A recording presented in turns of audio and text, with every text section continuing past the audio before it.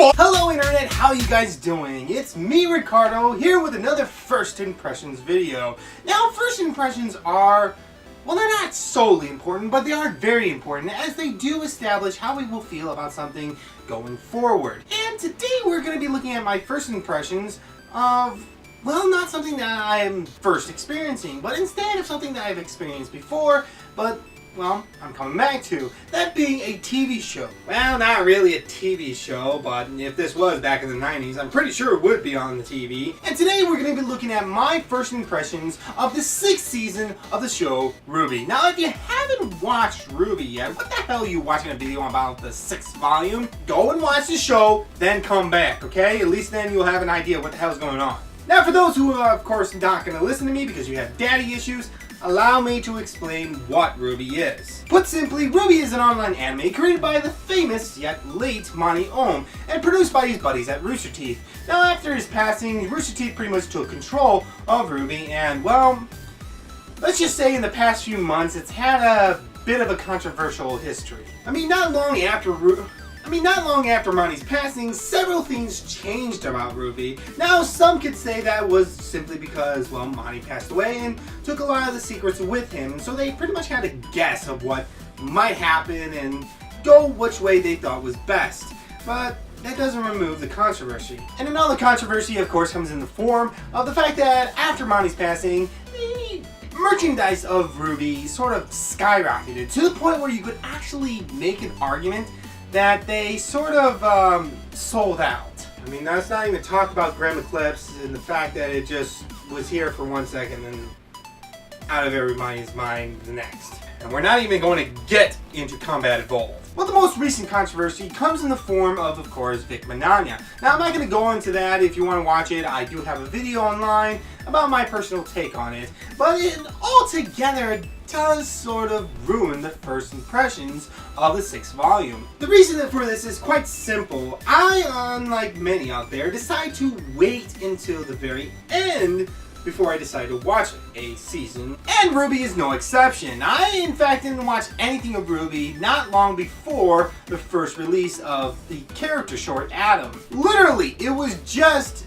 yesterday that I watched RWBY Volume 6 in its entirety, which is what I prefer to do simply because I hate waiting in between episodes. Waiting in between seasons is fine because there's some sort of finality between it, and that comes important, so remember that for later. But anyways, all that controversy did make it a little difficult in watching it, just knowing all the history going on behind the scenes. But again, for those who don't know what the show is about, it's pretty much your basic anime. We got a bunch of girls, we got a bunch of fighting, we got a bunch of art style, and of course we got them doing a bunch of stuff that for some reason they assume that we think is funny. But surprisingly, none of that is actually any pervert stuff. RWBY is actually quite tame when it comes to that department. But one thing that RWBY does have a lot of is characters, and let's just face the fact, while RWBY may not be exactly a powerhouse in the story department, it knows how to deliver its characters. Which is pretty much all that I have to say about it. I don't want to spoil it. In fact, most of my first impressions are supposed to be spoiler-free.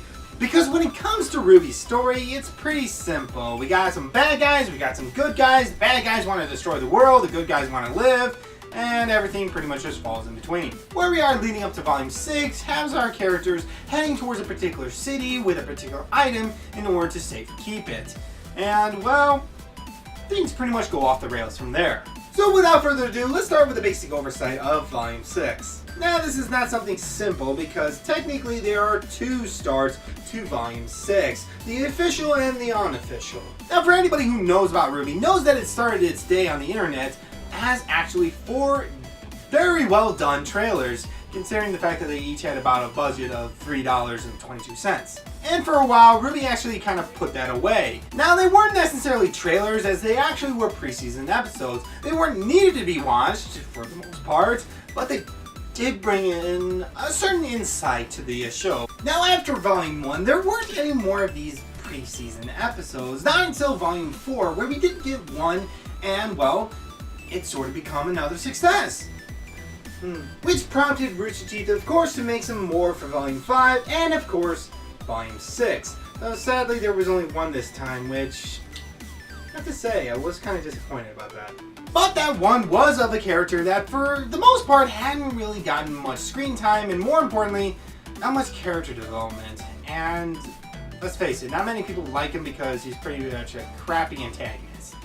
But maybe this would change it. Which is one of the reasons why I did begin with the unofficial start of Volume 6, being, of course, the character short, Adam. I'm just going to come out with it right now. They didn't do too bad of a job. It's not good, but it's not bad.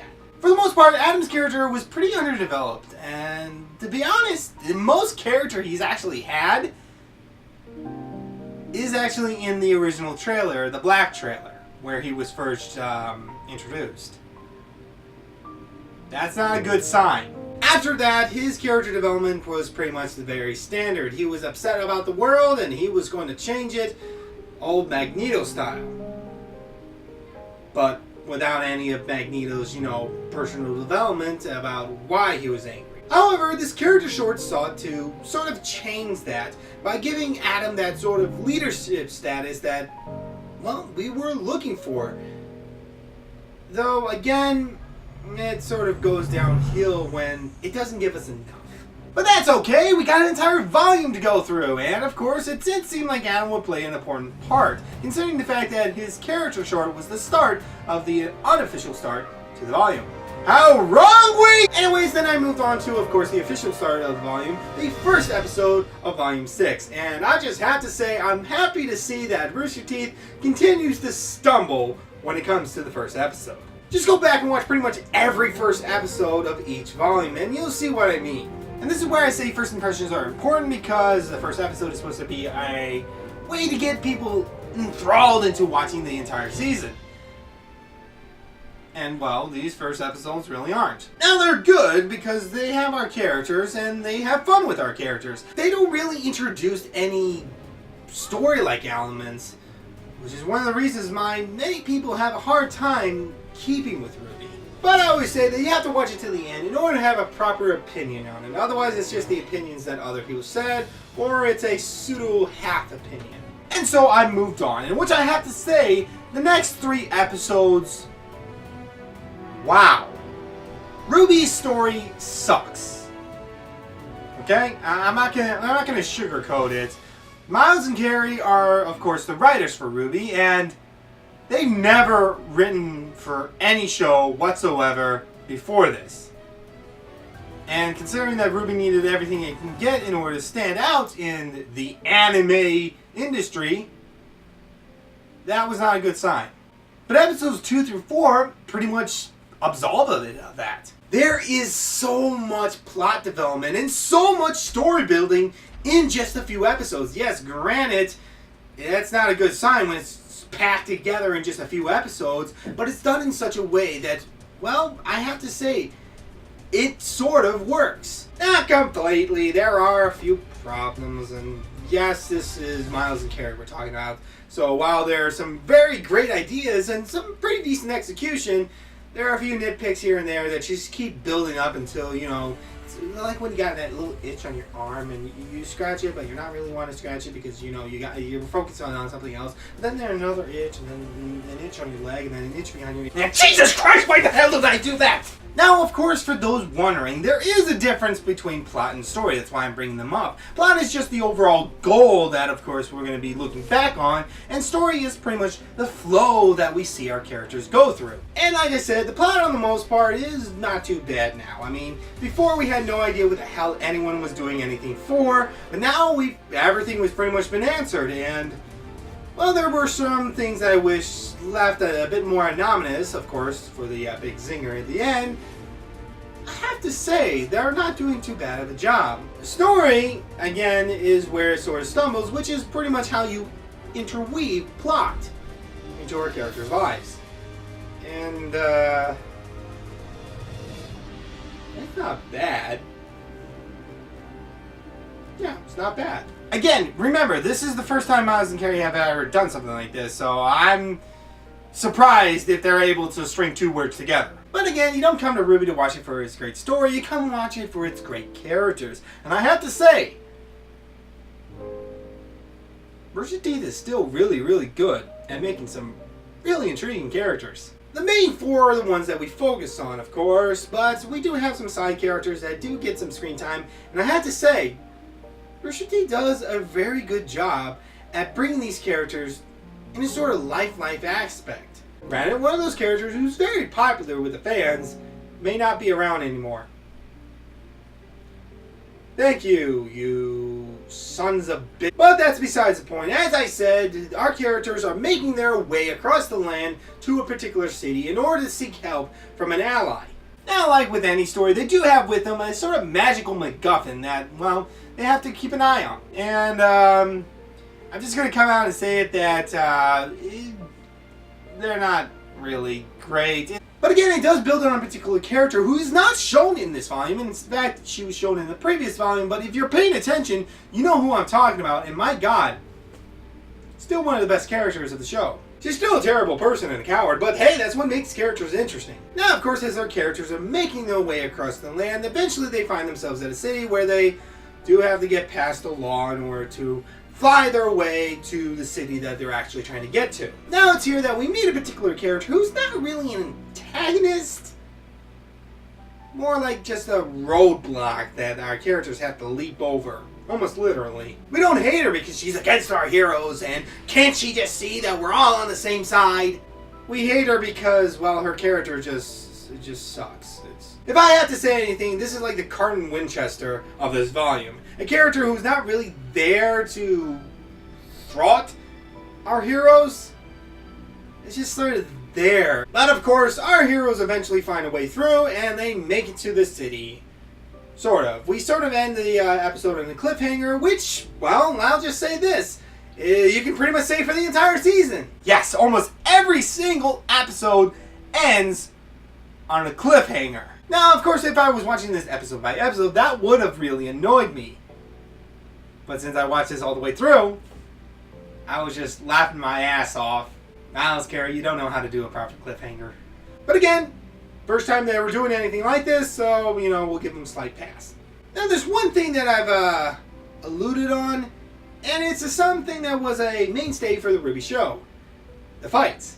Anybody who's watched the trailers up to Volume 2 knows that the fights were really good. After that, Monty died, and of course he was the one who did all the animation for the fighting, and you can definitely see a drop in the quality. I'm trying to say that the fights are not that good.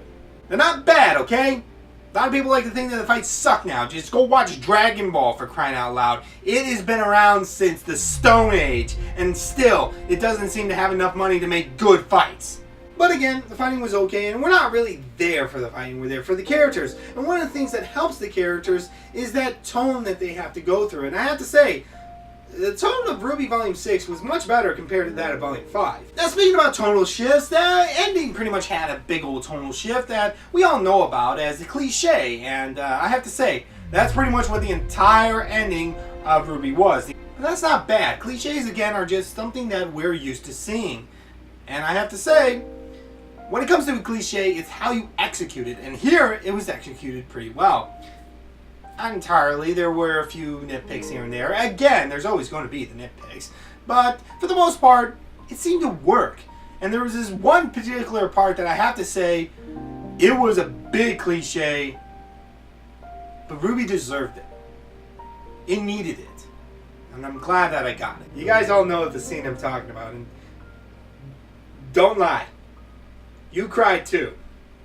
I am not alone in this. You cried too. But anyways, it was pretty much the end of Volume 6. There was, again, another end credit scene, and I just have to say, RWBY's end credit scenes are...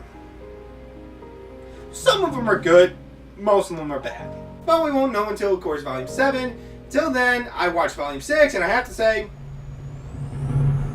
much better. Especially after Volume 5.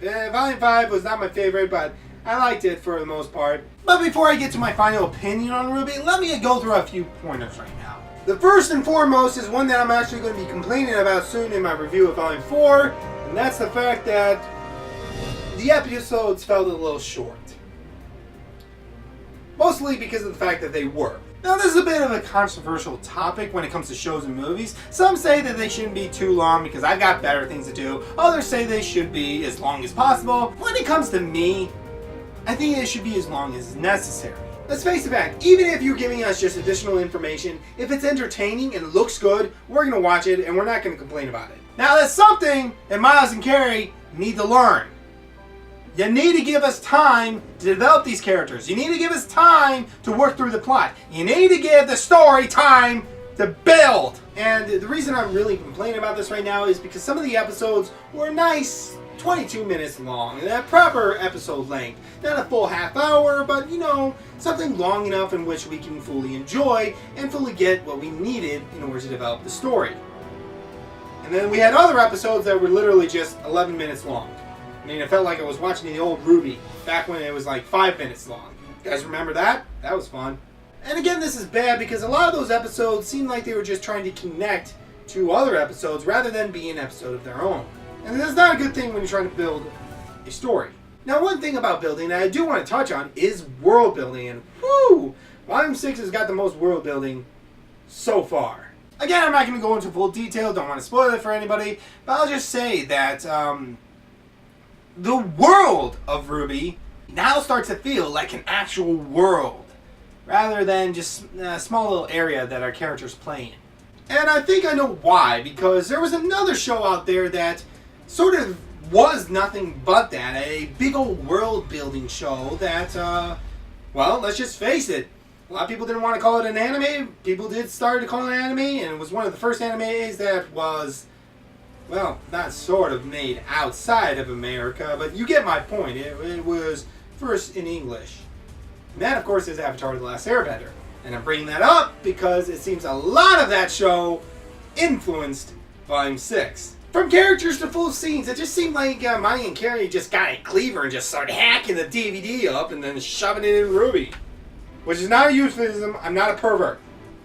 Shut up. But again, like everything else, it's not necessarily bad. I mean, influences and inspirations from other shows or movies, it's just something that we're going to live with because, let's face it, we get inspired and influenced by pretty much anything that we interact with.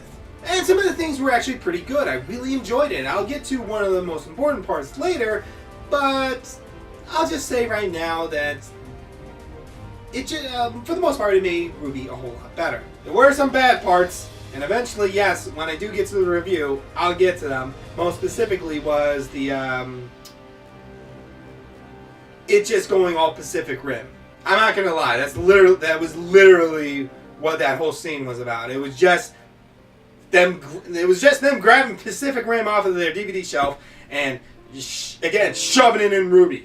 Stop thinking that, you perverts. But touching on that particular subject, there is something I want to talk about. See, a while back, when the man was alive, a particular fan asked Monty, are there going to be any gay and lesbian characters in RWBY? And yes, your wishes have been answered, as in there is indeed a lesbian couple in this show. Now, as a Christian, I have to say one thing about that. Now, there is one thing I want to say to a particular fan, and that is, you suck. Why would you bring that up? No, I'm not homophobic. I actually enjoyed that couple, but why would you bring it up? This again goes back to the whole controversies that I was talking about. That RWBY is dangerously treading certain waters. Now, for most of you who didn't know about that conversation between the sea slug and the main man himself, probably didn't even care. Most of you might have been like me, where you watched it and you were like, okay, that's pretty cool, then moving on.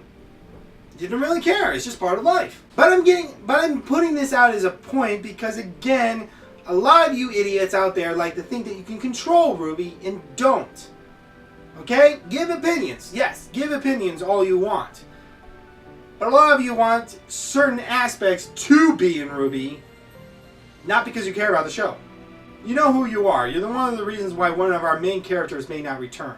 But when it came to that particular scene, I really didn't care one way or another. I thought it was interesting. More importantly, I was more focused on the actual character growth of a particular character in that scene.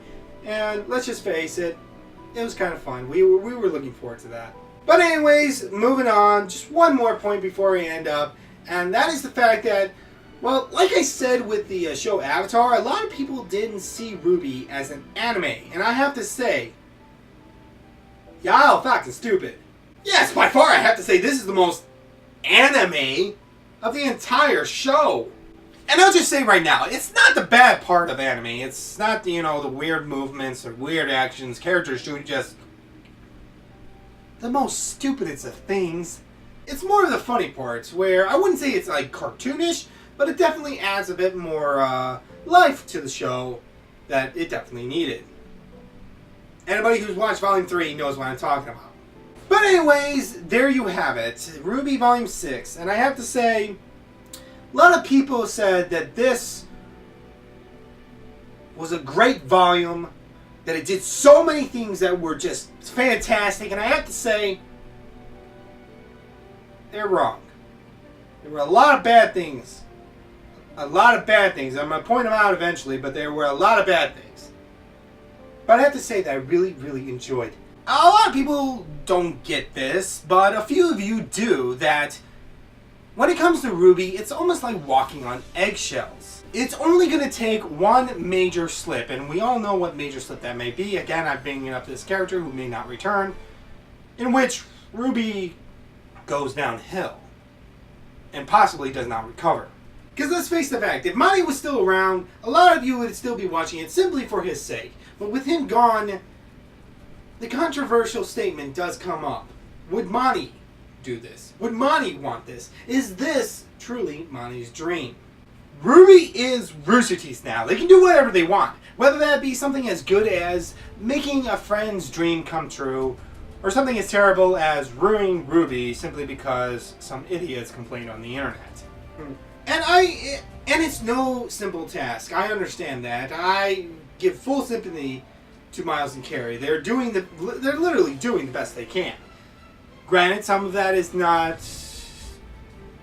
good enough. They should probably bring in somebody who can help with the story. But for now, RWBY Volume 6 does establish a very interesting point. And that is, whether it be because they're doing it for the money, or because it's for the fans, or for the man that they cared so much about, Rooster Teeth is trying their best with RWBY. Hold them accountable. All of you. Whatever they do something that sucks, whatever they do something that's utterly stupid, point it out. Hold them accountable. Because they are accountable. Not just to you, but of course to the man that is no longer with us. However, when they do something right, tell them. Encourage them. Because RWBY's not going to get better if you just complain about it. Because let's face the facts. If Rooster Teeth would have listened to people in Volume 5, RWBY may not have been around today. But they keep going. I have to say, I'm glad they did. Because like I said many, many times before, you gotta watch it to the end. It can change. It can change. It can surprise you. And it did. Volume 5 was not the greatest. It is worse than Volume 4, and everybody knows what Volume 4 was like. And to see it go from where it was to where it is now, I have to say, I'm very happy to see that RWBY is still pressing onward. Not unlike the character, if you think about it. But anyways, that was my first impressions of RWBY Volume 6. I did enjoy it. There were certain problems, but at the whole, it wasn't enough to diminish my enjoyment of the show. But anyways, guys, what was your thoughts about RWBY Volume 6? Write down in the comment section below. What was your favorite scene? What was your favorite character? And what did you think about Adam? I didn't really talk about him because, let's face it, even though he was supposed to be in this Volume 6, he wasn't really in Volume 6. To be honest, my favorite scene if I had to be honest, it was literally about 3 seconds long. And still I cried. You all know what scene I'm talking about. It was literally at the end. And it just had you curled in the corner crying. Anyways, if you enjoyed the video, like it. If you want to see more, subscribe. And please, if you can, share this with your friends. I'm Ricardo, the Cynical Critic. With me, no movie sacred, no video safe, but all deserve a chance. And I'm glad I gave Volume 6 a chance. Catch you guys later.